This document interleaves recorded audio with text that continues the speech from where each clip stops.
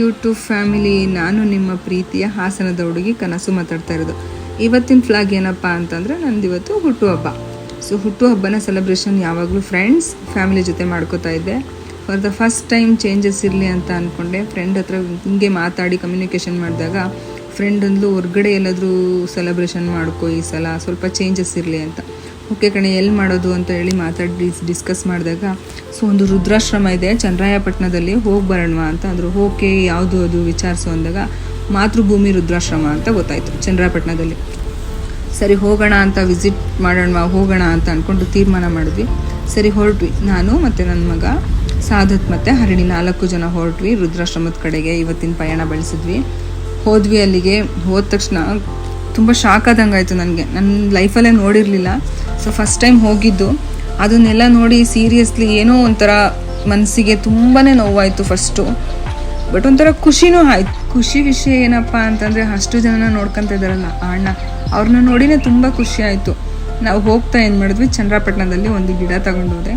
ಗಿಡ ತಗೊಂಡೋಗಿ ಅದನ್ನು ಅಲ್ಲಿ ಅವರೇ ನನ್ನ ಹತ್ರ ಇಡಿಸಿ ಆ ಗಿಡಕ್ಕೆ ನೀರು ಹಾಕಿ ನನಗೆ ಆಶೀರ್ವಾದ ಮಾಡಿದ್ರು. ಖುಷಿಯಾಗಿ ಯಾವಾಗಲೂ ಚೆನ್ನಾಗಿರಿ ಅಂತ ಹೇಳಿದ್ರು. ತುಂಬ ಹ್ಯಾಪಿ ಫೀಲ್ ಆಯಿತು. ನಂತರ ನನ್ನ ಕೈಯಿಂದನೇ ದೀಪ ಹಚ್ಚಿಸಿ ಅವ್ರು ನನಗೆ ಆರತಿ ಮಾಡಿದ್ರು. ಅದಂತೂ ಅಮೇಝಿಂಗ್, ಎಕ್ಸಲೆಂಟ್ ಆಗಿತ್ತು. ಅದನ್ನು ನೆನಪಿಸ್ಕೊಂಡ್ರೆ ಕಣ್ಣಲ್ಲಿ ನೀರು ಕೂಡ ಬರುತ್ತೆ, ಆ ಥರ ಇತ್ತು. ಒಳ್ಳೆ ಮೆಮೊರೇಬಲ್ ಆಗಿತ್ತು ಅದು.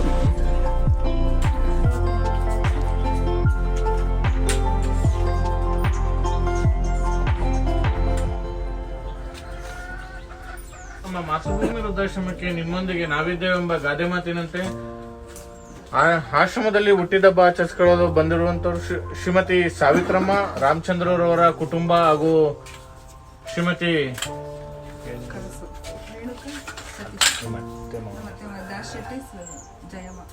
ಜಯಮ್ಮ ದಾಶೆಟ್ಟಿ ಅವರ ಕುಟುಂಬ, ಶ್ರೀಮತಿ ಕನಸೂರವರ 33ನೇ ವರ್ಷದ ಜನ್ಮದಿನದ ಪ್ರಯುಕ್ತ ಸತೀಶ್ ಅವರು, ರಿಷಬ್ ರವರು, ನೀತರವರು ಹಾಗೂ ಅವ್ರ ಸ್ನೇಹಿತರೊಂದವರು ಅವ್ರಿಗೆ ಹುಟ್ಟಿದಬ್ಬದ ಶುಭಾಶಯಗಳನ್ನ ಕೋರ್ತಾ ಅವ್ರಿಗೆ ದೇವರು ಆಯಸ್ಸು, ಆರೋಗ್ಯ, ಶಾಂತಿ, ನೆಮ್ಮದಿ ಕೊಟ್ಟು ದೇವರು ಕಾಪಾಡ್ಲಿ ಅಂತ ದೇವರ ಪ್ರಾರ್ಥನೆ ಮಾಡ್ತಾ ಎಲ್ಲ ಅಕ್ಷತೆ ಹಾಕಿ ಆಶೀರ್ವಾದ ಮಾಡಿ ದೇವರ ಚಪ್ಪಾಳೆ ಹೊಡಿರಿ.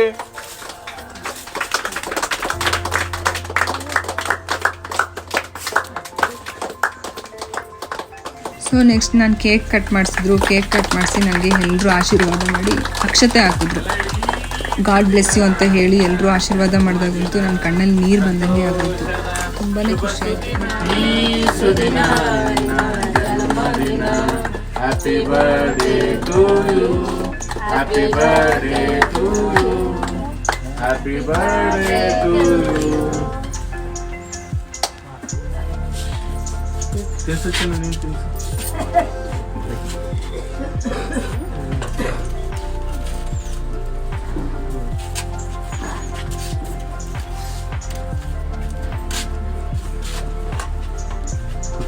ತಿಂಡಿ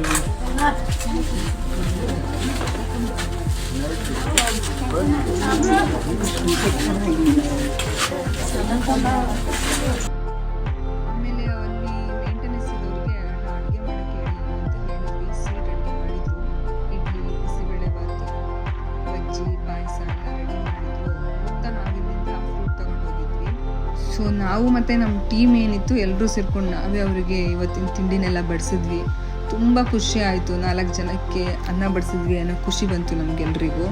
ನಂತರ ಅಲ್ಲಿಂದ ಅದಾಯಿತು. ಆಮೇಲೆ ಸೊ ಅಲ್ಲಿಂದ ಹೊರಡ್ಬೇಕಾದ್ರೆ ಅವರೆಲ್ಲ ನಮಗೆ ಖುಷಿಯಾಗಿ ಬಾಯಿ ಹೇಳಿ ಕಳಿಸ್ಕೊಟ್ರು. ನಮಗಂತೂ ತುಂಬ ಖುಷಿ ಆಯಿತು ಅದನ್ನೆಲ್ಲ ನೋಡಿ.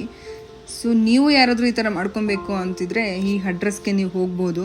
ಸೊ ನಾವು ಯಾವಾಗಲೂ ಎಲ್ಲೆಲ್ಲೋ ವೇಸ್ಟ್ ಮಾಡ್ತಾಯಿದ್ವಿ, ಖರ್ಚು ಮಾಡ್ತಾಯಿದ್ವಿ ಅಂತ ಅಂದಾಗ ವರ್ಷಕ್ಕೆ ಒಂದ್ಸಲ ನಮ್ದೊಂದು 5,000 ರೂಪಾಯಿ ದುಡ್ಡು ಇವ್ರಿಗೋಸ್ಕರ ಖರ್ಚು ಮಾಡೋದ್ರಲ್ಲಿ ಯಾವುದೂ ತಪ್ಪಿಲ್ಲ ಅಂತ ಅನ್ನಿಸ್ತು.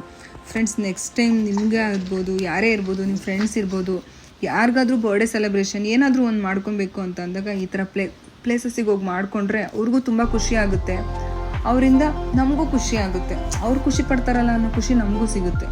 ನಿಜ ತಾನೇ ನಾನು ಹೇಳ್ತಾ ಇರೋದು?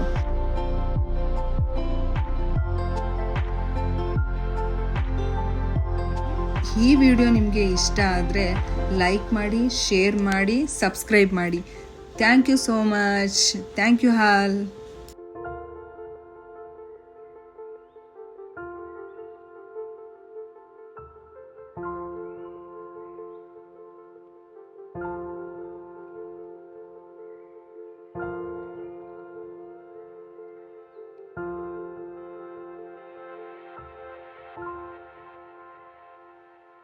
ತೂತೋ ಬ್ಯಾರಿ